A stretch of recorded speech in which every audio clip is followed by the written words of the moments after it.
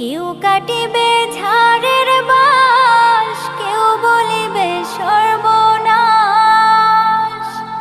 কেউ বা আবার করবে গরম পানি।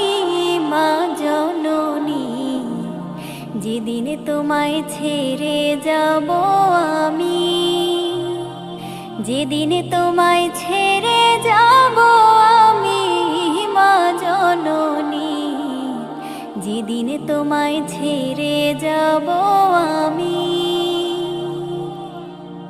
যখন মোর দিবে গোসল, না ফেলিও চোখের জল, আমার জন্য দোয়া কইরো তুমি।